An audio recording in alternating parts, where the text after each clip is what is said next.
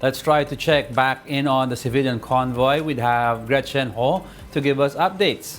De la Cruz says the Chinese Coast Guard was not just encircling our ship, it was already heading towards a course that would have led to a head-on encounter. Now,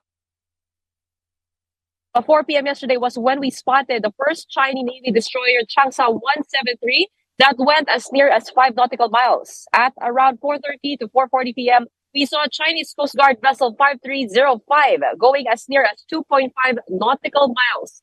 The Chinese Coast Guard ship encircled Kapitan Felix Oca, going as fast as 21 knots, heading towards the same course taken by our ship. Now, at one point, it even crossed the path of our PCG escort, Melchora Aquino.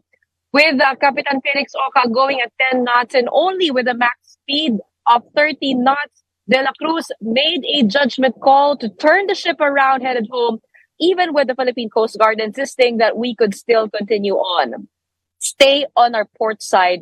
That's what the PCG said. The Coast Guard tried to convince Captain De La Cruz to continue, but De La Cruz refused, saying he doesn't want to put the lives of the crew and the passengers on board in danger. Now, with the tensions high and the sun already setting at that point, it would be doubly dangerous to face more Chinese ships at nighttime. Kagabi, nagkaroon kami ng konting press con, Diego, no? At humingi ng paumanhin si Captain George De La Cruz. He says, sorry, pero at least bukas makakapamalengke pa tayo.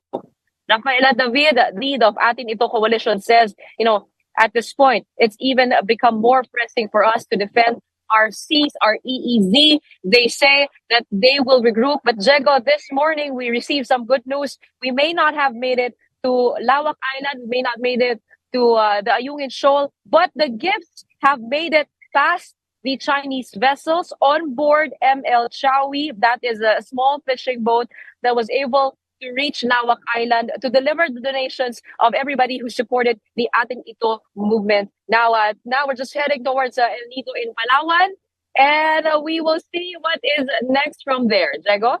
Gretch, you reported and told us about what happened between the Coast Guard and where you are right now. But it was earlier reported that there were 2 gray ships and a white ship, meaning Chinese Navy and Coast Guard. Can you confirm this, Gretch? And what was the whole situation like for you?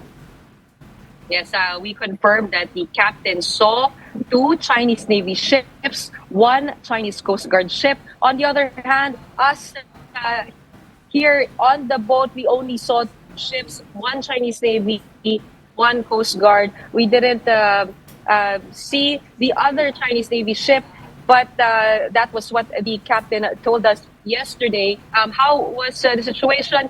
It was definitely piling up on the captain, as I would like to say, because he says the maneuvers were unusual if they were just passing through.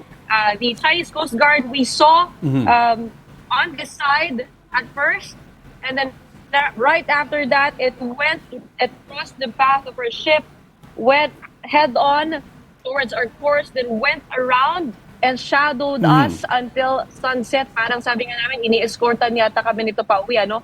Yung Chinese Navy ship naman, pasalubong ang movement niya, and it went past us. That was a Chinese destroyer, Changsa 173, as identified by Captain George De La Cruz. Okay, and supply boat MV Chawi, I heard, was able to drop its donations. No, how does the Atin Ito Coalition consider this mission? Was it a success for them? They say it was a success, even with the challenges for them. Just by being here, by having everybody here, the media, the volunteers, and still fighting on as civilians, even though we had to turn back for safety reasons. This movement in itself shows the real situation on ground, not just on ground, on our seas, literally. We now know the pressure that our Chinese Navy and that our Philippine Navy and Philippine Coast Guard faces every day. And our fishermen, of course, this mission is for them. We're glad that the nations were able to make it to Lawak Island. Now, those gifts will be distributed by relevant agencies. They will be coordinating with that.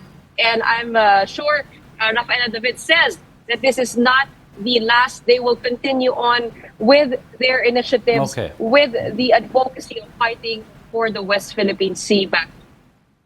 Thank you very much for those updates.